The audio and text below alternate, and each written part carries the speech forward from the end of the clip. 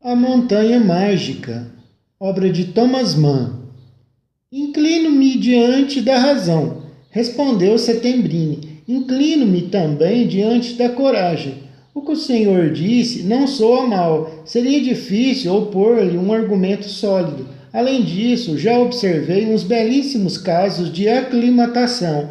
Houve, por exemplo, no ano passado, a senhorita Kiffner, Ottilie Kiffner, moça de boa família, filha de um alto funcionário do Estado. Ela esteve aqui cerca de 1 ano e meio e habituara-se de tal modo ao ambiente que por coisa alguma queria ir embora quando a sua saúde ficou restabelecida por completo. Ora, também isto acontece.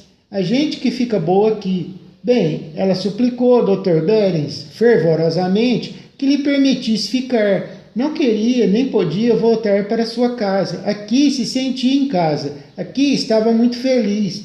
Mas como houvesse muitos pedidos e se precisasse do quarto dela, seus rogos foram em vão e insistiram em dar-lhe alta como curada.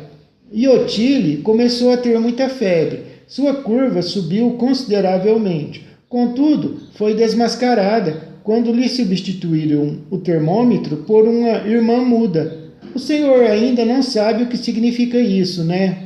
É um termômetro sem escala que o médico controla pessoalmente, medindo a coluna de mercúrio e inscrevendo a temperatura na papeleta.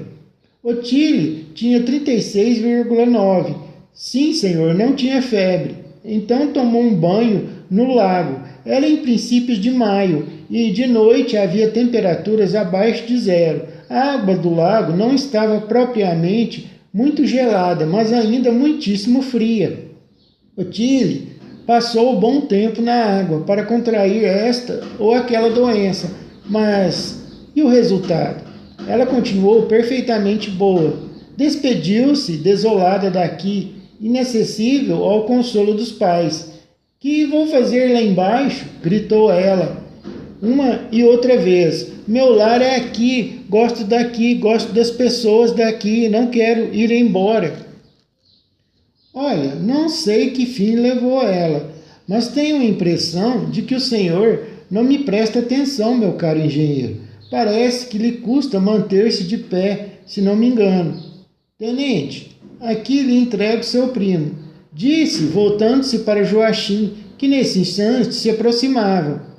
Ponha-o na cama, reúne em si razão e coragem, mas esta noite anda meio débil. Não, não, senhor, entendi tudo realmente, afirmou Hans Castorp. A irmã muda é apenas uma coluna de mercúrio totalmente sem escala. Está vendo que compreendi muito bem o que o senhor falava. Mesmo assim, entrou no elevador com Joachim e mais alguns outros pensionistas. Terminara a reunião e o pessoal dispersava-se em busca das sacadas ou dos alpendres para o repouso noturno. Hans Castorp acompanhou Joachim até o quarto. O chão do corredor, com a passadeira de palha de coqueiro, executava sobre seus pés movimentos suavemente ondulantes, mas que não o incomodavam. Sentou-se na grande poltrona de forro florido do quarto de Joachim. Outra igual achava-se no seu próprio aposento e acendeu uma Maria Mancini. Castorp observava como o primo Joachim se arrumava para o repouso. Lá fora, o primo acendeu a lâmpada e, com o termômetro na boca, deitou-se na espreguiçadeira, onde, com surpreendente habilidade, começou a envolver-se em 2 grandes cobertores de lã de camelo, que se achavam estendidos na cadeira. Hans Castorp contemplou com sincera admiração aqueles movimentos destros. Joachim jogou os cobertores um após o outro por cima de si, primeiro pela esquerda, cobrindo-se até a axila, depois por baixo, sobre os pés e por fim pela direita, até formar uma espécie de pacote perfeitamente simétrico e liso, no qual saíam apenas a cabeça, os ombros e os braços. É interessante como você faz isso, disse Hans Castorp. É questão de prática, respondeu Joachim. falando com o termômetro preso entre os dentes. Você também vai aprender. Amanhã, sem falta, teremos de comprar alguns cobertores para você. Serão úteis também lá embaixo e aqui são indispensáveis, sobretudo para você que não tem saco de peles. Mas não tenciono deitar-me na sacada de noite, declarou Hans Castorp. Não farei isto, posso garantir. Acho que me sentiria ridículo. Tudo tem limites, afinal. Além disso, me parece preciso acentuar num ou noutro ponto que estou apenas de visita aqui neste lugar. Vou ficar ainda alguns instantes com você, primo. Mas terei que ir embora, não vou ficar muito tempo por aqui. Infelizmente, falta ainda alguns minutos, mas 9h30 já será uma hora mais ou menos normal para a gente se recolher. De repente, senti um calafrio, primeiro um e logo depois diversos outros, em rápida sequência. Hans Castorp levantou-se de um pulo e correu para o termômetro suspenso na parede, como se tratasse de apanhá-lo com flagrante delito. Segundo a escala de Helmur, havia 9 graus no quarto. Hans Castorp apalpou o radiador e verificou que estava frio e apagado.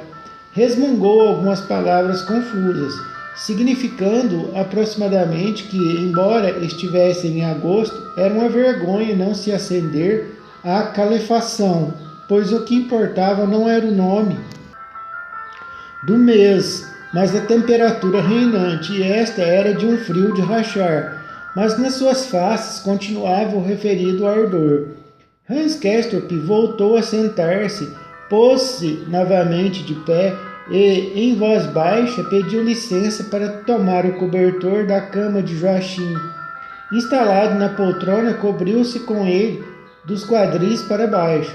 Assim permaneceu ao mesmo tempo ardendo e tiritando, a torturar-se. Invadiu-o uma intensa sensação de miséria, como se nunca na vida ele se tivesse sentido tão mal quanto neste momento. Que horror! Murmurou. Em seguida, porém, achou-se de repente tomado por uma estranha e exuberante sensação de alegria e esperança, e depois de ter experimentado, ficou esperando que ela se reproduzisse. Mas isso não se deu, e o que lhe restava então era apenas a miséria. Finalmente se levantou, atirou o cobertor de Joachim sobre a cama, cochichou de boca crispada, qualquer coisa parecida com boa noite, e veja se não morre de frio, e trate de me buscar na hora do café. Depois, Hans Castorp, cambaleando, atravessou o corredor em busca do seu quarto. Ao despedir-se do primo, começou a cantarolar, mas não de alegria. Mecanicamente, sem prestar atenção, desempenhou-se nas pequenas funções e obrigações da higiene noturna de um homem civilizado. Pingo, corpo, umas gotas de um dentifrício vermelho contido num frasco de viagem e gargarejou discretamente. Pingou no copo algumas gotas de um dentifrício vermelho contido num frasco de viagem e gargarejou discretamente. Levou as mãos ao rosto, lavou o rosto com um recapitulando. Ao despedir-se, começou a cantarolar, mas não de alegria, mecanicamente, sem prestar atenção. Desempenhou-se das pequenas funções e obrigações da higiene noturna de um homem civilizado. Pingou algumas gotas de um dentifrício vermelho contido num frasco de viagem e gargarejou discretamente. Levou a mão ao rosto, lavando o rosto com um sabonete de violeta, suave e de excelente qualidade, e pôs a camisola de cambraia, em cujo bolsinho se viam bordar as iniciais H.C. Feito isso, Hans Castorp meteu-se na cama, e apagou a luz enquanto deixava cair a cabeça quente e agitada sobre o travesseiro de agonia da americana. Peço desculpas, se alguém algum dia ouvir esse audiolivro, tá faltando vírgulas aqui em alguns locais, tem algumas palavras que estão escritas de forma errada, aí às vezes dão alguns tropeços nos locais que estão assim. Esperara com mais absoluta certeza mergulhar sem demora no sono, mas verificou que se enganara, e as mesmas pálpebras que pouco antes tivera tanto trabalho de manter abertas, não queriam agora permanecer fechadas e abriam-se, latejando irrequietamente, logo tentando cerrá-las. Ainda não é a hora em que costumo dormir, disse para si mesmo. Além disso, passei muito tempo deitado durante o dia. Lá fora alguém parecia bater um tapete, coisa pouco verossímil, e que em realidade não se dava. Evidenciou-se que eram as palpitações do seu próprio coração que Hans Kestrup ouvia fora de si, ao longe, exatamente como se um tapete fosse tratado com um batedor de junco. O quarto não estava completamente escuro. Pela porta aberta da sacada entrava a luz das lâmpadazinhas acesas nos compartimentos de Joachim e do casal da mesa dos russos ordinários. Esse livro é interessante, ele aborda alguns pormenores assim interessantes, como aí do coração aí, umas sensações que a gente tem na vida de vez em quando. Todo mundo tem essas sensações estranhas quando está no escuro, parece que sente o coração bater, ou como outra coisa que ele disse lá, quando ele estava lá vendo junto com o pessoal comendo lá no refeitório lá, parece que aquilo era uma cena repetida, mas ele estava lá, era o primeiro dia, né? Ele estava ali, era o seu primeiro dia, parece que ele estava vivenciando aquilo, era coisa que ele vivenciava ali há tanto tempo, parece que era como um sonho louco, assim. Essas coisas, sensações que todos nós temos, esse Thomas Mann descreve isso aí tudo nesse livro, é muito interessante isso. Como mais atrás ali que ele diz também que o Hans Kestrup de repente se sentiu assim invadido por uma estranha e louca alegria, assim, algo que lhe dava esperança de alguma coisa, assim. Depois caiu se sentiu miserável de novo. A gente tem essas sensações aí que ele descreve assim tão bem nesse livro aí. Todos nós temos essas sensações estranhas assim de algo assim que vem na gente assim de repente some. O quarto não estava completamente escuro. Pela porta aberta da sacada entrava a luz das lâmpadazinhas acesas nos compartimentos de Joachim e do casal da mesa dos russos ordinários. Enquanto Hans Kestrup estava assim de costas, com as pálpebras a piscar, sentiu renovar-se nele uma impressão toda especial que recebera durante o dia, uma observação que logo procurara esquecer por terror e delicadeza, tornou a ver aquela expressão que assumira o rosto de Joachim quando se falava de Marusha e de suas qualidades físicas.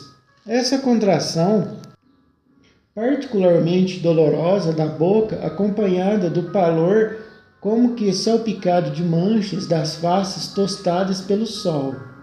Hans Kestrup compreendia o que aquilo significava, compreendia e penetrava-o de uma forma nova, tão profunda e tão íntima, que o batedor de junco lá fora redobrava a velocidade e o vigor dos seus golpes e quase que abafava os sons de uma serenata que vinham de Davis Platz, pois havia outro concerto naquele hotel.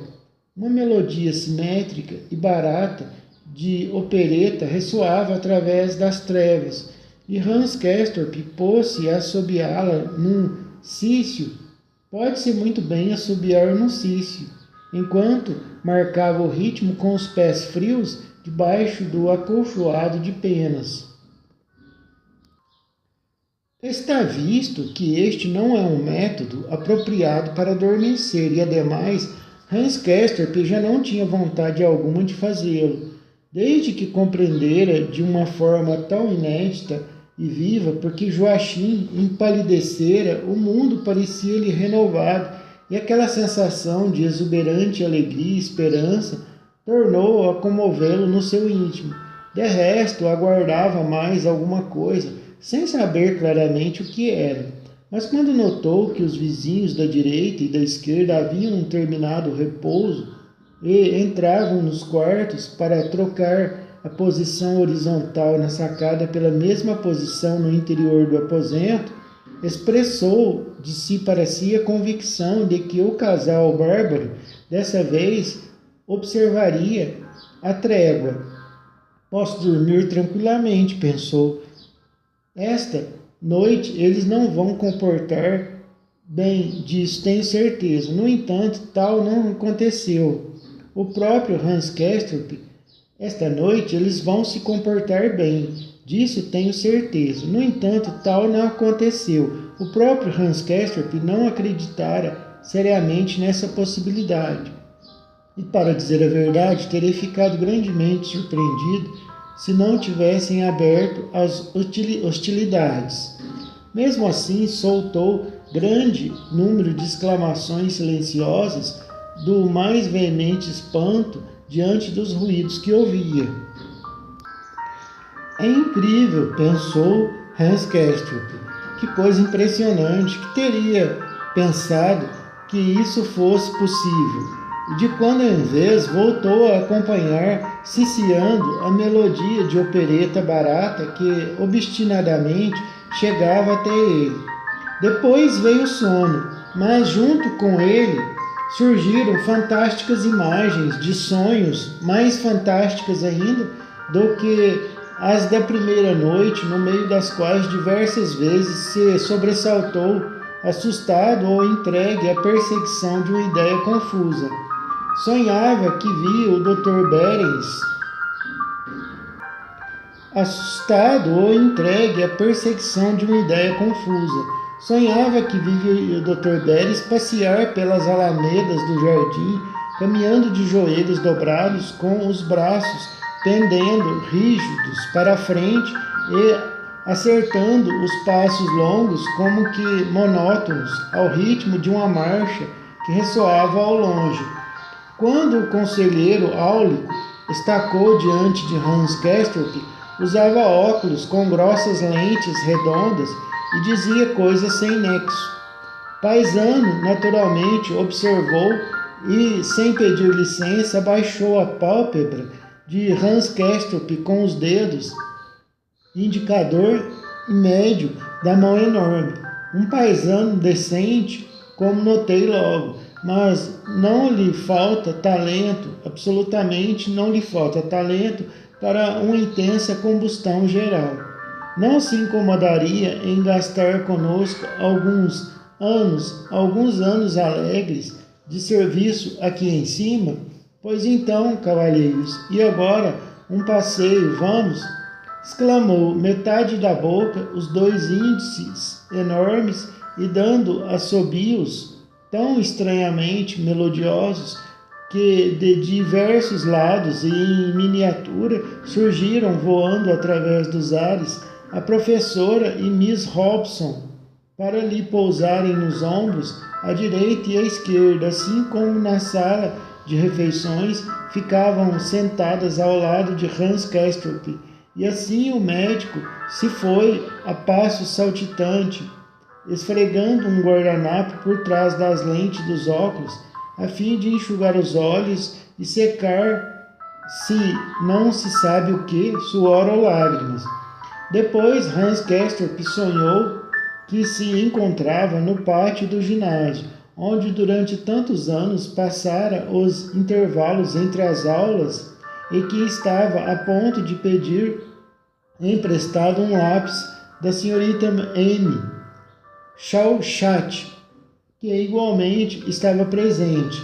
Ela deu-lhe uma lapiseira de prata que continha um lápis pintado de vermelho, gasto até a metade, e recomendou a Hans Castorp, numa voz agradavelmente velada, que devolvesse sem falta depois da aula. E enquanto o olhou com os seus olhos rasgados de um azul esverdeado por cima das maçãs salientes, ele fez um esforço violento para se desprender do sonho, pois agora já sabia e queria gravar na memória que acontecimento e que pessoa ela lhe recordava com tamanha intensidade. É quando o olhou com seus olhos rasgados de um azul esverdeado por cima das maçãs salientes, ele fez um esforço violento para se desprender do sonho, pois agora já sabia e queria gravar na memória que acontecimento e que pessoa ela lhe recordava com tamanha intensidade. A toda pressa pôs-se a guardar essa percepção num lugar seguro, já que sentia como o sono e o sonho novamente se apoderavam dele. Com efeito, viu-se logo na contingência de procurar um refúgio para se abrigar contra a perseguição do Dr. Krokonsky, que lhe quis dissecar a alma, o que provocou em Hans Castorp um medo louco que realmente não tinha limites. Fugiu a passo trôpego diante do doutor, passando pelas divisões de vidro que separavam os compartimentos das sacadas e, com perigo de vida, saltou ao jardim. Em último recurso, tentou trepar no mastro pardo da bandeira. Despertou, banhado em suor, quando o perseguidor lhe agarrava a perna da calça. Apenas se acalmou um pouco e voltou a adormecer. Os acontecimentos tomaram o seguinte rumo. Ele se encontrou empenhado em arredar com o ombro o Sr. Setembrini, que ali se achava de pé, sorrindo, um sorriso fino, seco, zombeteiro, sob o espesso bigode negro, e que se esboçava justamente no ponto em que esse bigode se erguia numa bela curva, um sorriso que melindrava Hans Castorp. O senhor é demais aqui, ouviu-se distintamente dizer. Vá-se embora, é apenas um tocador de realejo e é demais aqui.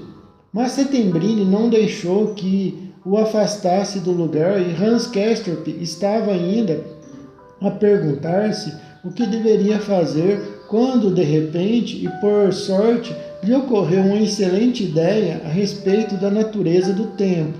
Evidenciou-se que o tempo nada mais era senão uma irmã muda, uma coluna de mercúrio totalmente desprovida de escala para aqueles que quisessem trapacear. Em seguida, acordou com a firme intenção de comunicar no dia seguinte essa descoberta a seu primo Joachim. No meio de tantas aventuras e achados, decorreu a noite também. Hermine Clearfield, assim como o Sr. Albin e o capitão Milkowski, desempenharam papéis complicados. Este último carregava nas suas falsas a senhorita Starr e era trespassado com uma lançada pelo promotor público, Sr. Paravan. Houve ainda um sonho que Hans Castorp teve 2 vezes durante essa noite, e ambas as vezes exatamente do mesmo modo, a segunda já de madrugada. Houve ainda um sonho que Hans Castorp teve 2 vezes durante essa noite, e ambas as vezes exatamente do mesmo modo, a segunda já de madrugada. Achava-se ele sentado na sala das 7 mesas, quando a porta envidraçada se fechou com enorme estrondo. Entra M. Chauchat no seu suéter branco, com uma mão no bolso e a outra na nuca. Porém, ao invés de se dirigir à mesa dos russos distintos, a mulher mal-educada aproximou-se a passo cioso de Hans Castorp e, sem dizer uma palavra, estendeu-lhe a mão para beijar, não as costas, mas sim a palma, e Hans Castorp beijou o interior de sua mão. Beijou essa mão pouco cuidada, um tanto larga, de dedos curtos, com a pele áspera nas bordas das unhas, Novamente o invadiu então dos pés à cabeça aquela sensação de gozo dissoluto, porque passara, quando, a título de experiência, se sentira livre da pressão da honra e desfrutara as ilimitadas vantagens que acarreta a vergonha. Foi essa sensação que ele tornou a encontrar no sonho, mas com uma intensidade 1000 vezes maior. De manhã, Hans Castorp perguntou ao primo, ironicamente: "E agora? Já terminou o verão de vocês?" O tempo mudara de modo assustador. O segundo dia completo que o visitante passara no sanatório fora de magnífico esplendor estival. O azul profundo do céu luzia por cima das copas pontiagudas dos pinheiros, enquanto a aldeia no fundo do vale fulgia deslumbrante em meio ao calor. O ar estava cheio do tilintar alegre e calmo dos cinzentos. O ar estava cheio do tilintar alegre e calmo. As vacas andavam por ali, todas felizes nas encostas, pastavam o capim curto e cálido dos prados. Já à hora do café da manhã, as senhoras haviam exibido levíssimas blusas de fazendas laváveis, algumas até com mangas de broderie, o que não ficava igualmente bem a todas. Para a senhorita Storr, por exemplo, esse traje era pouco vantajoso, visto ela ter os braços demasiado balofos para usar vestimenta vaporosa. Também o sexo forte levara em conta o tempo esplêndido no que se referia à escolha dos trajes. Surgiram jaquetas e alpacas e ternos de linho. Joachim ostentava calças de flanela cor de marfim, sob o costumeiro paletó azul, combinação que lhe dava um ar tipicamente militar. Quanto a Settembrini, também ele manifestara repetidas vezes a intenção de mudar de roupa. Que diabo! Dissera enquanto, depois do café da manhã, passeava em companhia dos dois primos em direção à aldeia. Como está quente o sol! Já vejo que terei de pôr roupa mais leve. Mas, apesar dessa declaração expressa, continuava trajando o casaco espesso e comprido, com as largas lapelas e as calças enxadrezadas que provavelmente representavam tudo quanto possuía de vestuário. No terceiro dia, porém, parecia transtornada a natureza e posta às avessas à ordem das coisas. Hans Castorp mal dava crédito aos próprios olhos. Era depois do almoço, e o pessoal fazia 20 minutos entregava-se ao repouso, quando o sol se escondeu rapidamente. Nuvens feias, pardas, como turfa, surgiram por cima da cordilheira ao sudeste, e um vento glacial estranho que penetrava até a medula dos ossos, como se viesse de desconhecidas regiões geladas, começou subitamente a varrer o vale, provocando uma brusca queda da temperatura e encetando um regime completamente novo. "Vem, neve!" ressoou a voz de Joachim por trás da divisão de vidro. "Que é que você quer dizer com neve?" perguntou Hans Castorp. "Não pensa seriamente que vai nevar, né?" "Claro", respondeu Joachim. "Já conhecemos esse vento. Quando ele vem, traz consigo passeios de trenó." "Bobagem", retrucou Hans Castorp. "Se não me engano muito, estamos em princípios de agosto ainda." No entanto, Joachim, como conhecedor do clima que era, dissera a verdade. Dentro de poucos instantes começou a desabar formidável nevasca, com acompanhamento de incessantes trovões. Era um torvelinho tão denso que tudo parecia envolto num vapor branco e quase nada se enxergava da aldeia e do fundo do vale. A neve continuou caindo durante toda a tarde.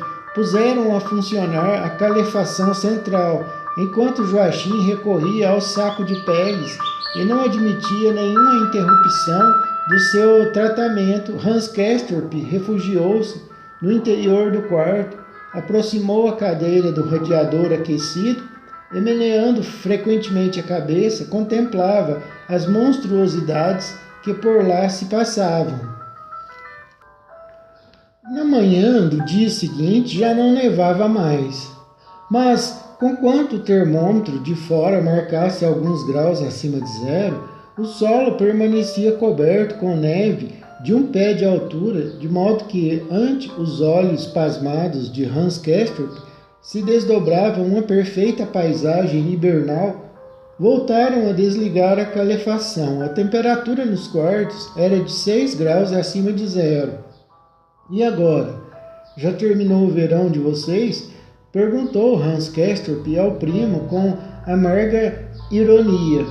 É difícil prever, respondeu Joachim, na sua maneira objetiva. Se Deus quiser, haverá ainda uns belos dias de verão. Mesmo em setembro não é impossível, mas o caso é que aqui não existe diferença acentuada entre as estações, sabe? Elas se misturam, por assim dizer, e não ligam ao calendário. No inverno, há dias em que o sol está tão forte que a gente sua e tira o paletó durante o passeio. E no verão, bem, você está vendo o que às vezes acontece no verão. E ainda a neve, esta então põe tudo em desordem. Cai neve em janeiro, mas em maio não cai muito menos, e em agosto também está nevando. Generalizando, posso dizer que não se passa nenhum mês sem que haja neve. Nisso a gente pode se fiar.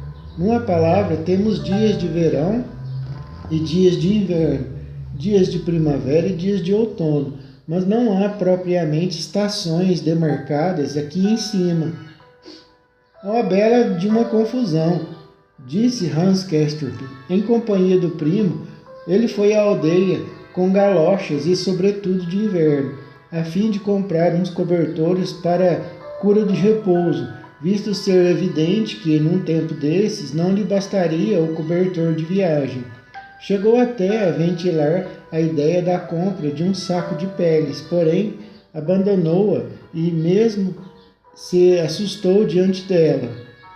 Não, senhor, disse, vamos limitar-nos aos cobertores apenas. Lá embaixo ainda me prestarão serviços. Cobertores usam-se em toda parte. Nisso não há nada de particular e estranho, mas um saco de peles é uma coisa toda especial.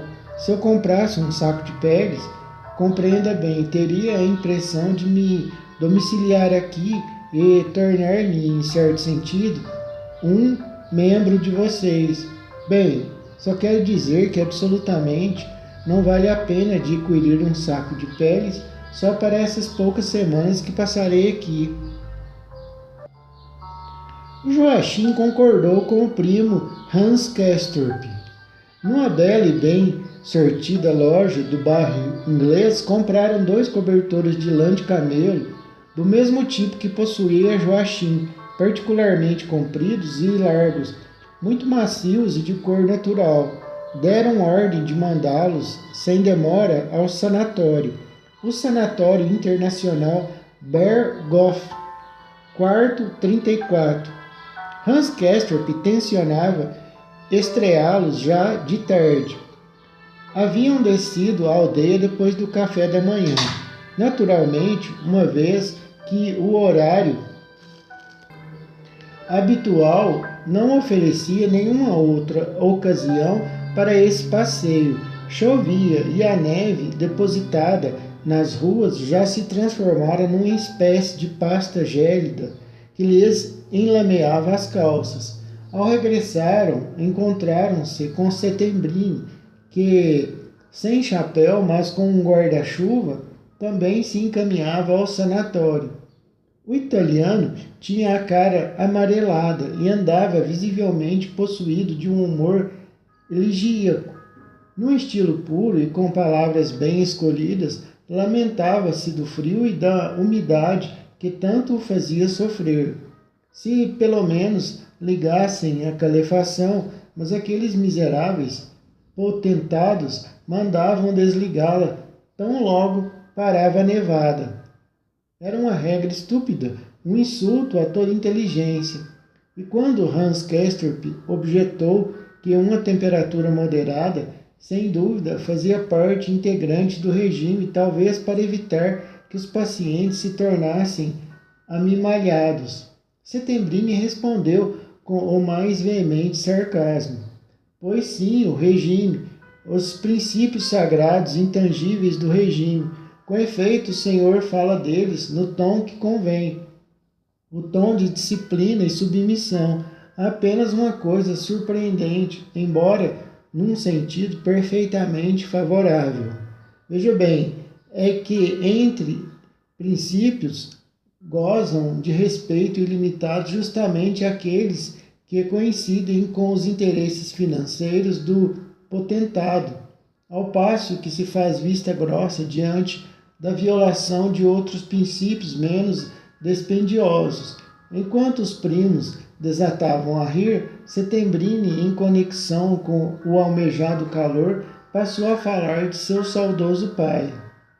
Meu pai, disse pausada e fervorosamente, meu pai era um homem muito fino, tinha o corpo e a alma igualmente sensíveis.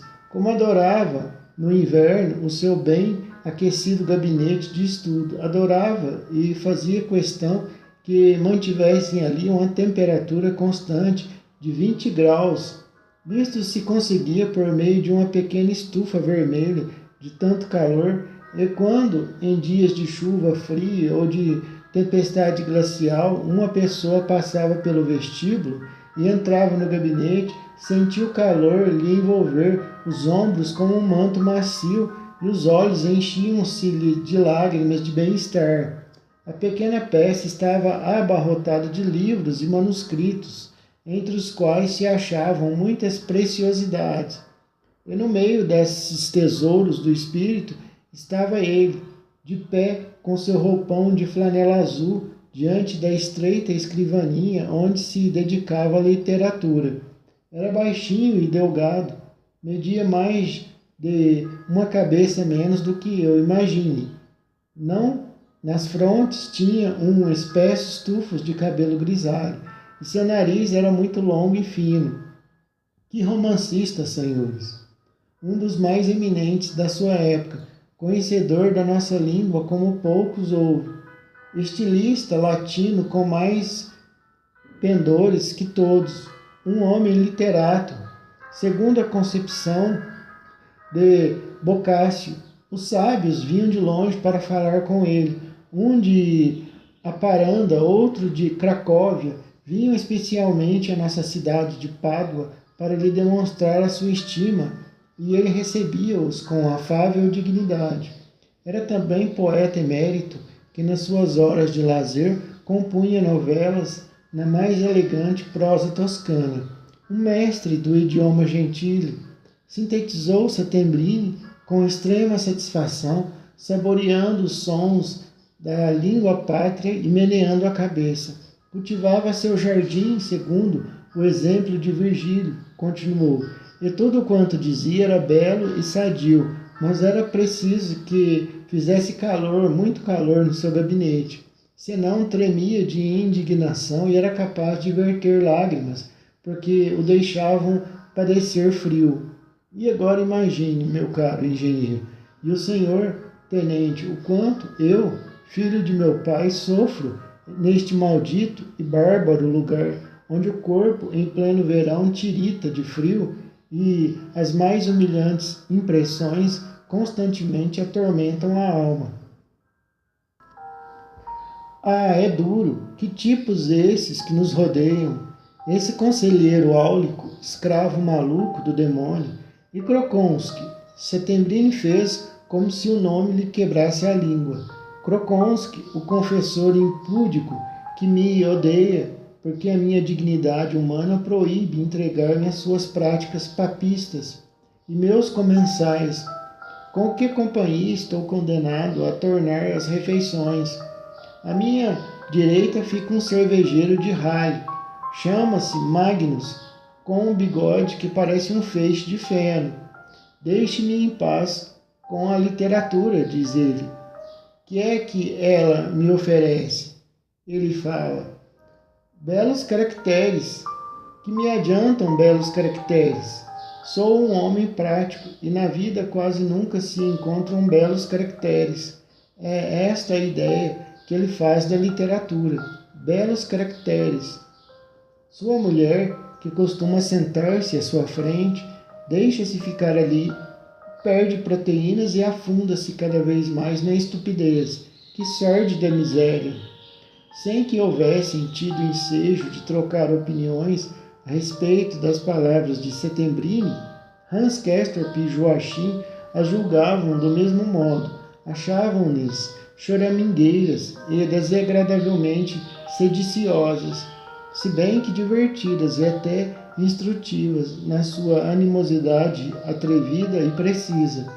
Hans Castorp riu-se gostosamente da comparação do bigode com um feixe de feno e também dos belos caracteres, ou melhor, do desespero cômico que Settembrini manifestava no rosto quando dizia essas palavras.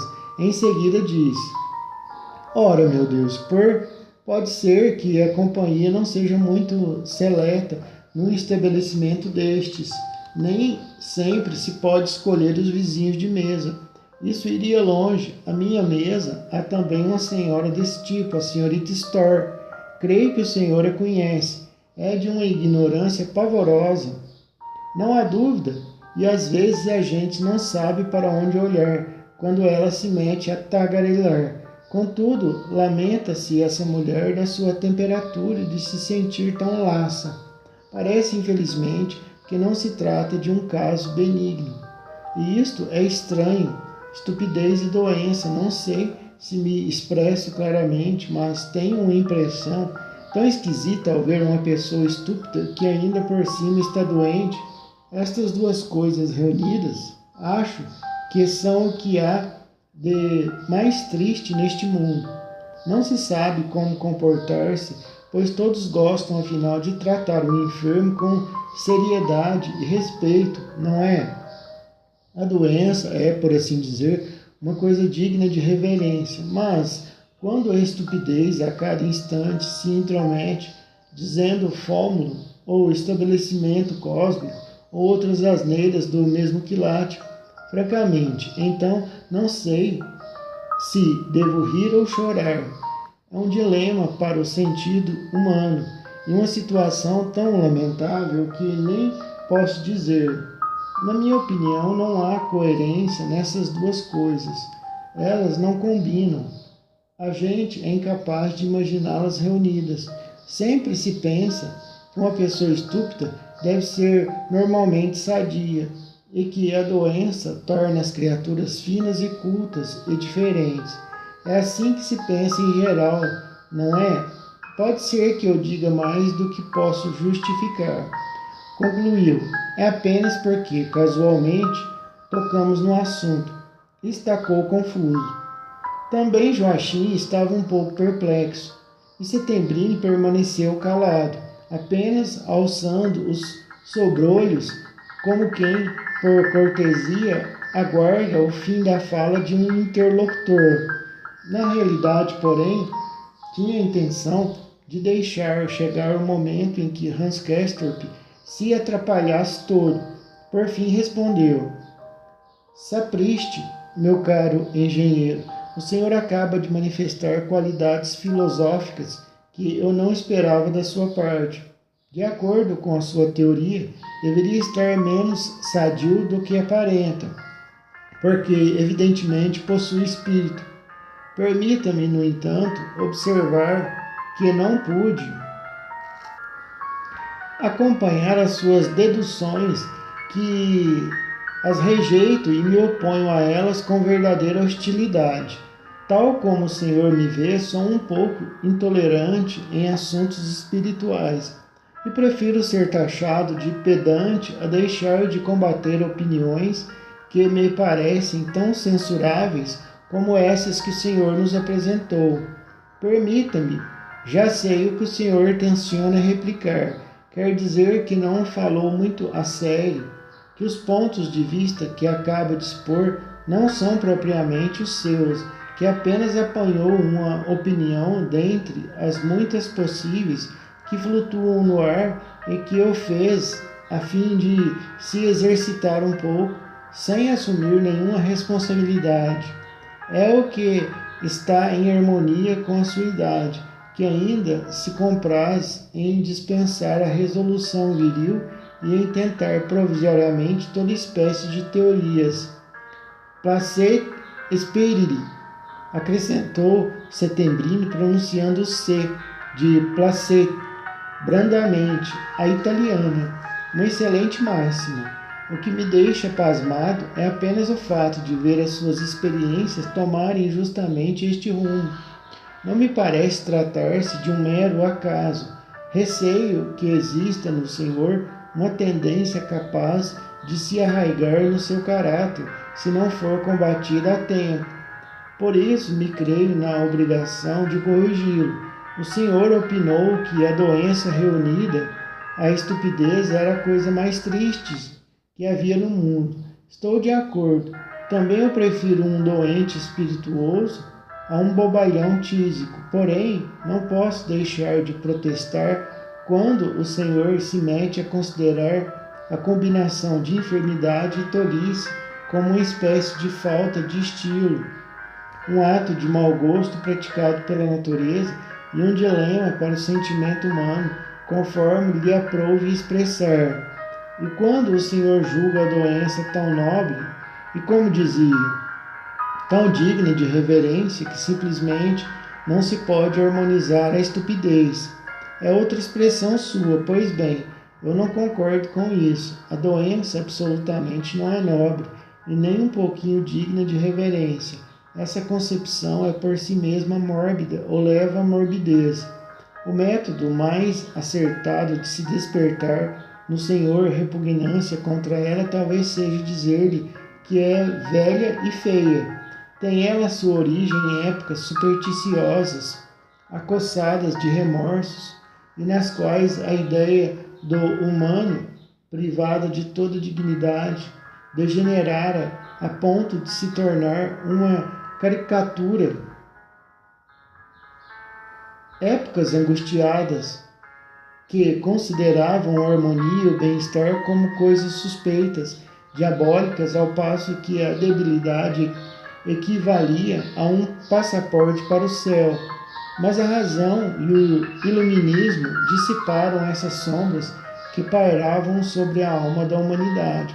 Verdade é que ainda não terminaram a sua obra e a luta continua. Esta luta, meu caro Senhor, chama-se trabalho, trabalho terreno, trabalho em prol da terra, da honra e dos interesses da humanidade. Intemperadas dia a dia com essa luta, aquelas forças acabarão por libertar o homem e por guiá-lo pelos caminhos do progresso e da civilização rumo a uma luz cada vez mais clara, mais sua e mais pura. Puxa, pensou Hans Castorp, espantado e confuso ao mesmo tempo, mas isso soa como uma área de ópera. Como é que provoquei esse discurso? Ele me parece, aliás, um pouco árido, porque fala o homem constantemente do trabalho. Sempre insiste no trabalho, embora aqui em cima isto venha um pouco fora de propósito. Finalmente respondeu. Muito bem, senhor Setembrino. É mesmo notável como o senhor sabe falar e filosofar. Essas coisas não poderiam ser ditas de um modo mais plácido? Um retrocesso, prosseguiu Setembrino, enquanto erguia o guarda-chuva por cima da cabeça de um transeunte, um retrocesso espiritual em direção aos conceitos desses tempos tenebrosos, atormentados. Crê-me, meu caro engenheiro, que isso é uma doença explorada a fundo, para a qual a ciência conhece diversas denominações. Uma deriva da terminologia estética e psicológica e a outra da política. São termos escolares que nada têm a ver com o nosso tema e dos quais o Senhor pode perfeitamente prescindir. Mas, como tudo se encadeia na vida espiritual e uma coisa se depende da outra, como não se pode estender aos diabos sem nem que o dedo mínimo, sem que ele logo agarre a mão inteira e com ela todo o homem. Como por outro lado, um princípio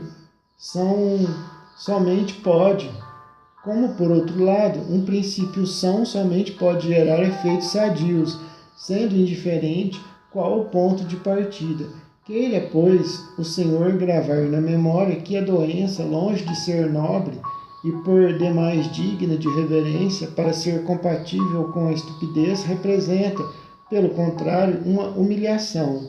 Sim, Senhor, uma humilhação dolorosa do homem, um insulto à ideia, um rebaixamento que, no caso individual, pode merecer tolerância e cuidado, mas que seria uma aberração homenagear espiritualmente. Grave isto na memória, uma aberração e o início de todas as demais aberrações espirituais.